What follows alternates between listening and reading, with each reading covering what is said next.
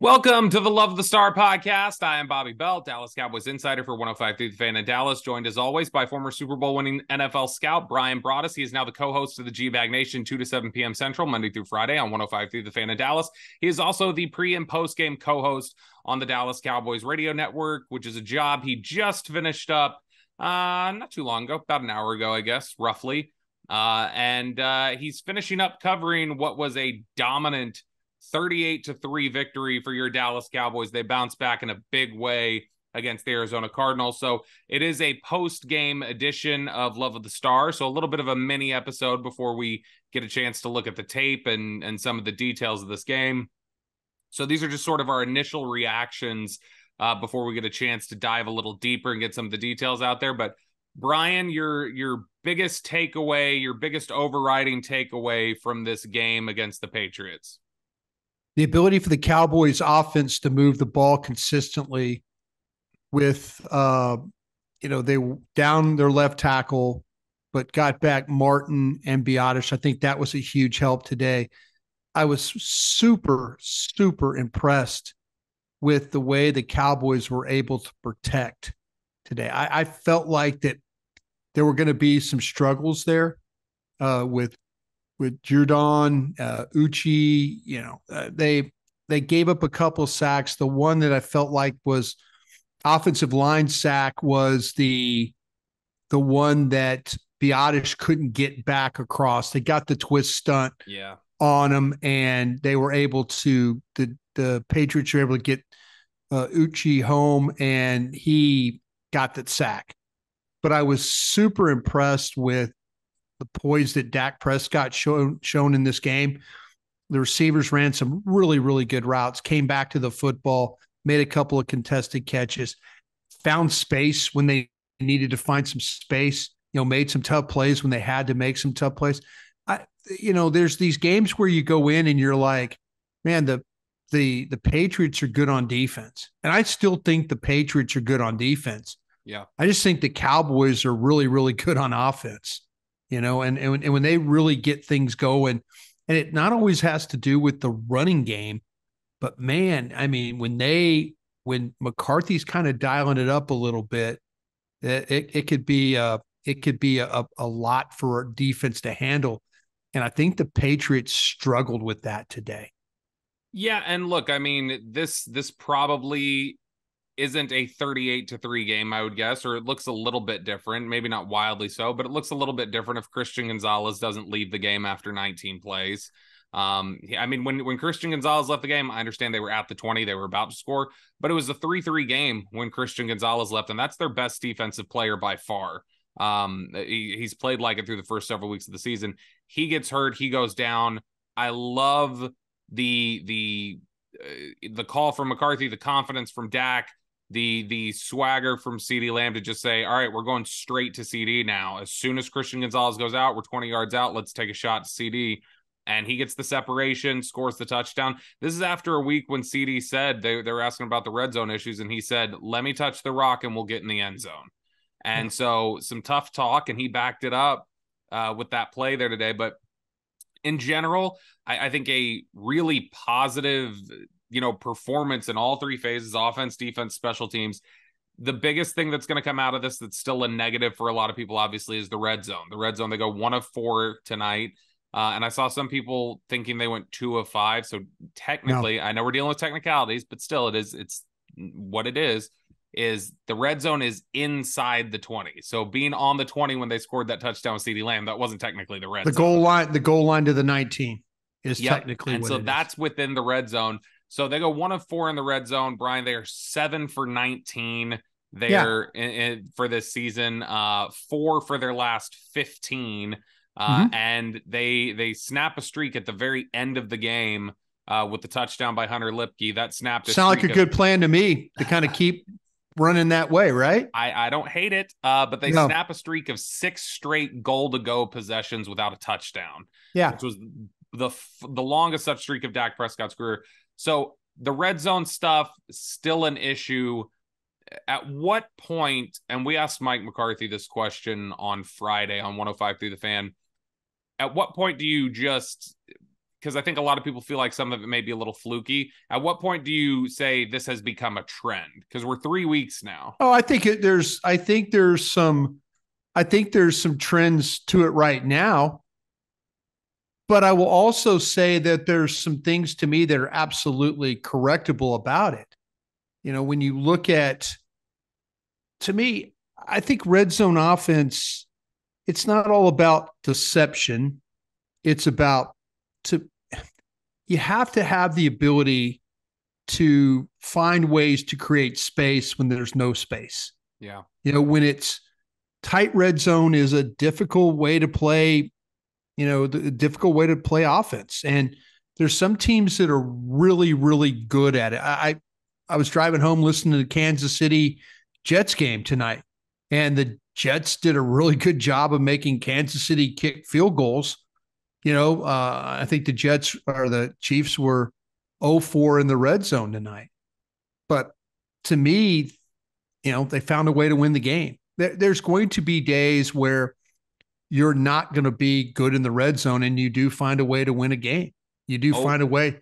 0-for-4, the Chiefs were in the red zone tonight. Yeah, And this is after they held the Cowboys to what, 1 of 5? They were 1 for 5. Yeah. And so this is something that the Jets have shown the ability to do. One of the most creative teams when it comes to red zone football in the history of red zone football is the Kansas City Chiefs. My guy Andy Reid and what he and those guys do on a weekly basis with their red zone stuff. Couldn't get it done today. There are things, though, that the Cowboys, and I say in a way of trends, there's things that they need to clearly look at. And I think one of the things they figured out in that final drive was handing the ball to Hunter Lipke down there is not a bad option. It's not a bad way to go. And if you get down, find a way to, once you get down there, yeah, you can, tight ends, receivers, that's the thing that concerns me the most. If you look at the Cowboys in the red zone, is what what wide receiver is going to go get that ball? Who is going to run the route that creates the separation, or who is going to go get the football? Yeah. I just personally, I don't think Dak, now the ball he threw at the 20 that went to Lamb, really nice pass, right where it needed to be, dropped it right in there. The pass to Schoonmaker, there's people tweeting at me right now, hey, you still defending Schoonmaker? Yeah, I'll defend. That throw to Schoonmaker might have been his best pass tonight. Well, and that's unfortunate. You're right. I mean, he threw it up there. Schoonmaker's got to make the play. Same thing that, that Ferguson or Hendershot, any one of those guys down there, Ferguson's becoming a really reliable target just all over the field. Ferguson struggled in the first week. Ever since then, he keeps stacking better weeks, and he was fantastic. 7 targets, 7 catches. He was outstanding, and his ability to catch and make somebody miss right off the jump is super impressive. Which is interesting because I know for a fact that Dallas really liked Jake Ferguson coming out. They picked him obviously, but I know they've been pleasantly surprised by how nimble of an athlete he looks because they felt like there wasn't a whole lot of that on the tape at Wisconsin. No, he has developed himself. I mean, he was kind of what we call in the scouting world a smack backer hook guy, where you smack the linebacker, you run a hook, that kind of guy. But he's more of an up the field player. And you talk about how nimble he is. He can make the first miss. He can make the second miss. He's a hard guy to get down. Yeah. But the red zone issues, to me, it's just been some bad luck. It's been some missed opportunities with passes, the drops, Dak not getting the ball high enough or far enough down. Everybody has taken a turn. Unfortunately, they try and hide Tolbert on a play that they cover. They try and run an option against Arizona last week. 2 guys unblocked. Tyron Smith misses a block. Tyron Smith gets a hold. There's things that have happened to them in the red zone that that I think are correctable, but I don't think it's for a lack of creativity or trying to fair. I was down. I was, that first drive. I'm sitting there next to Kevin Gray, and I go, KG. I go, just run your best 2 point play here. Just whatever your best 2 point play is, run it right here. And get a little momentum and try and get it going that way. But it's just unfortunate that they have some negative plays, they have missed blocks, they have missed passes. They had to settle for the field goal there, but I do believe that they will find ways to get the ball to these tight ends and to the receivers.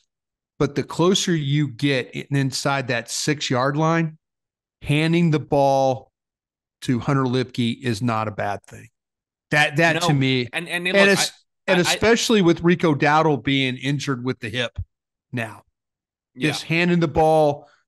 This kid has a feel for how to navigate this. He really, really does. Yeah, and look, I'll be honest. I love the idea of Hunter Lipke as just a big back, a big bruising back. But this guy was a single back at in college. They're trying to make him become something as a fullback. He's not. I don't think that's who he is. And I think they should treat him like a jumbo package back or like a goal line back. That needs to be his job. I don't think you need him out there lead blocking. I don't think that's looked particularly good. I don't like the idea of handing it to him as an up back. Just let him be a single back or whatever else. And I think he can do the job just fine in short yardage situations. If you want to find a way to get tight ends moving and all that, and there's been a couple of times where, a guy like Jalen Tolbert's been asked to block on the edge and just completely doesn't block. And then it's a negative play and stuff like that. I just, there's something about Hunter Lipke that's making me feel a lot different about him, but you're absolutely right. He is not going to go in there and dig linebackers out. He's not going to go in there and splatter guys. That's just not. But you put the ball in his hands, he has a feel for how to navigate. And I think a lot of it, you got to look at what's going on with the offensive line too. Terrence Steele is a good run blocker, but Terrence Steele, I think, is a much better run blocker from 25 to 20 than he is down on the goal line. Just as far as power. Yeah. And I mean, Steele struggled. Steele struggled today. I thought he struggled more than Udoka today, and I'm looking forward to watching the all 22. There was one play in particular, and I can't remember where it was on the field, but there was one play in particular I remember where Wise just blew by, like Steele just couldn't reach him, and blew by him and blew up a run play. Yeah, but that's how Wise plays though too, and sometimes these guys make plays. Sometimes Dedrick Wise extends and controls and gets rid of you and then makes it a negative play. I mean, I'm not going to sit there and throw dirt like I did at one time on Steele. Could he play better in some of those situations? Absolutely. So could Zach Martin. So could Biadasz. Biadasz, don't get beat on the twist stunt. Be aware for that. Man, but grade these offensive linemen for 65 plays. I got to say on Biadasz, by the way, and I know we talked about it a little bit during training camp as a possibility, just not hinting at it, just asking the question, wondering. And man, I kind of wonder, because it feels like this has been a thing dating back to like the middle of last year. I just wonder if he's one of these guys who, and I don't think it limits him too terribly much, but if he's just going to be one of these guys that's always kind of banged up. Because he was banged up. Yeah. Like, you're right. I don't know if did you see how many times he was reaching down and like messing with his knee? His right knee, he messed with something there or moved something. Right. It's just and this is, you remember he got into a fight in training camp and he barked at, I think it was Oso Digizua, and he said, "I'm hurt." He's like, "Don't mess with me, I'm hurt." And end of last year he rolls the ankle, and I think he's just one of these guys who, he's very tough, and I respect that about him, and I don't think it hampers his play too much. But I think he's one of these guys who's just always going to play a little banged up. I don't disagree with you. The thing I was worried about coming out of Oxnard, and we'll put this to bed after this. I mean, there's a lot of other things we could talk about other than guys being banged up, but I felt like that he was going to deal with this ankle injury all year. Mm-hmm. Ankle, knee. He was going to deal with it all year, and he's in a situation where he's trying to get a contract. He's trying to play. He's trying to go through some things. I wouldn't be one bit surprised as we get to 2024 if Brock Hoffman's your center or they draft somebody to be a center. Hoffman was not bad last week, and nope. I think Biadasz. Look, like I said, I really admire how tough Tyler Biadasz is. He's super tough. He's super tough, but he is a banged up guy. You're absolutely right. He's one of those guys who is way up there on the list. He's kind of pumped guys up on the team. All right, so yeah.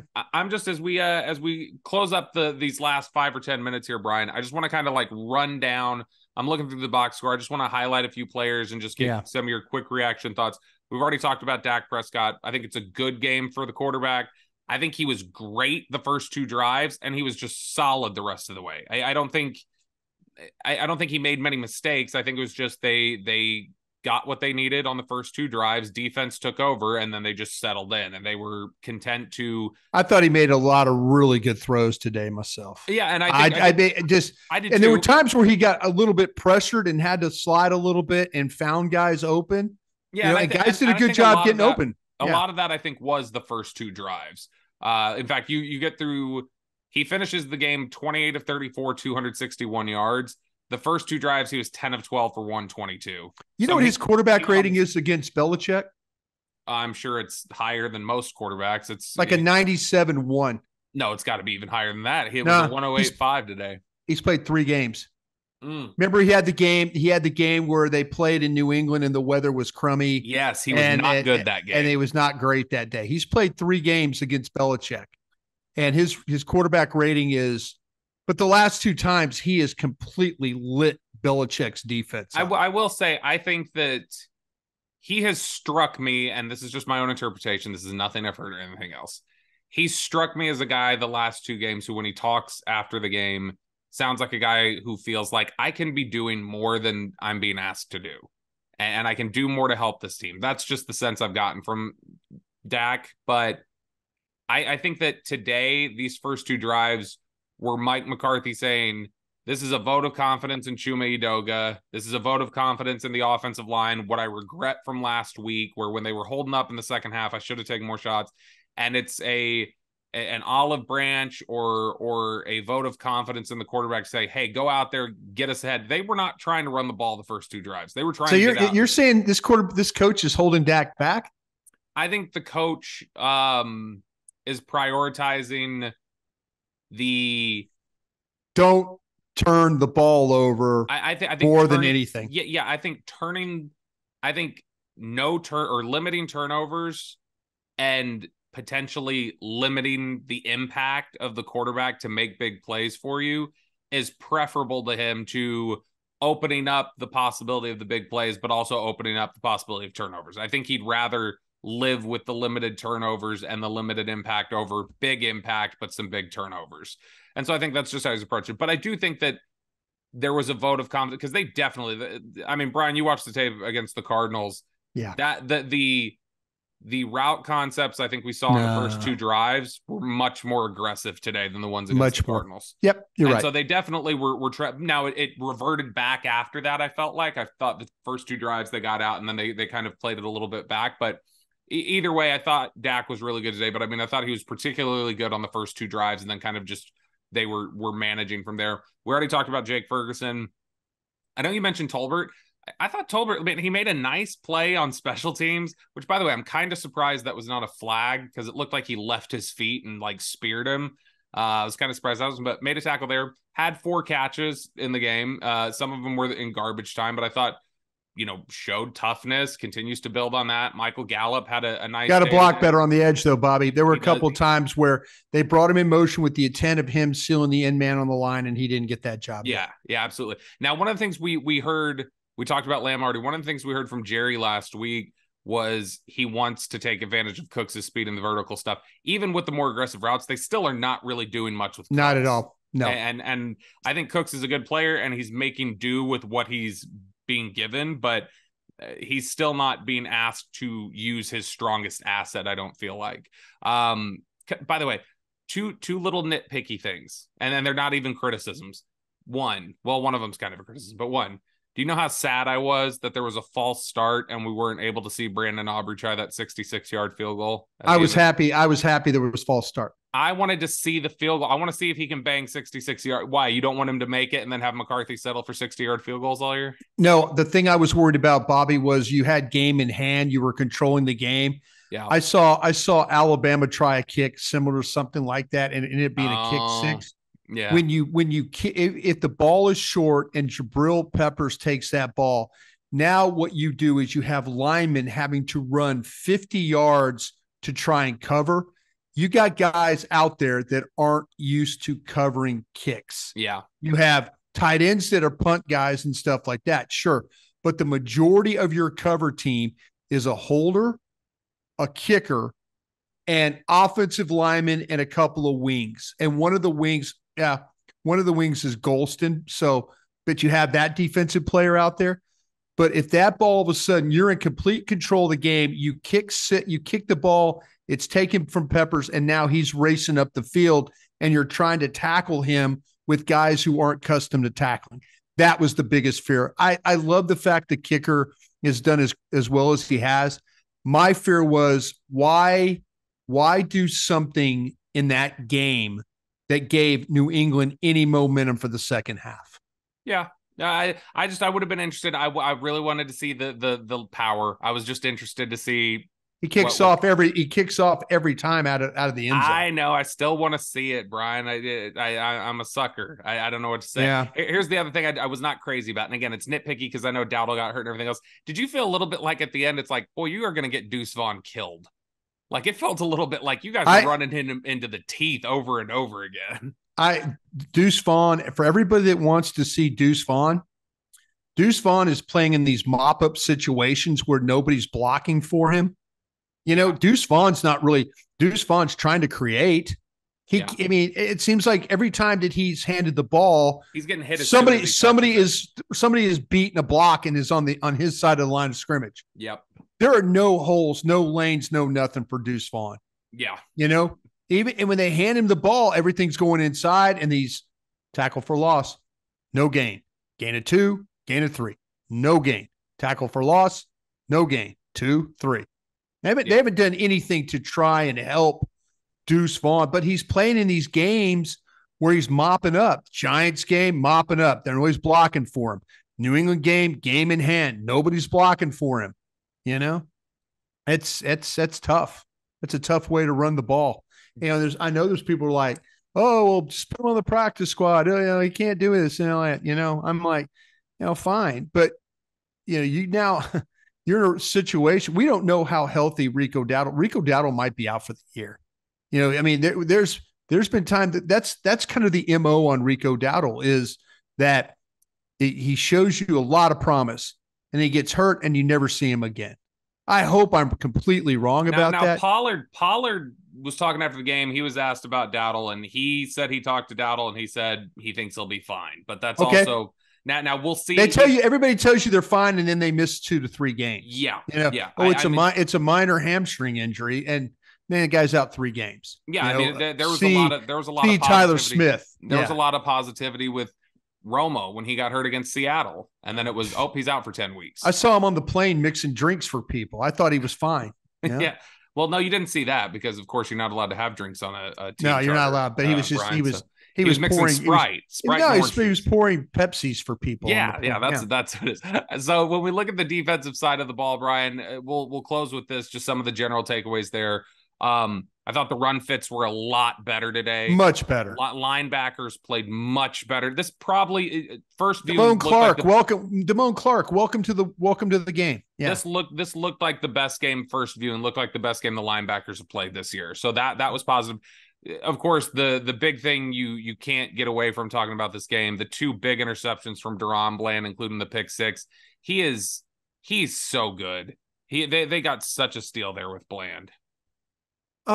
Wonder where you heard that. What? That the Bland is a good player? God, you guys were all doom and gloom in that kid. I was not.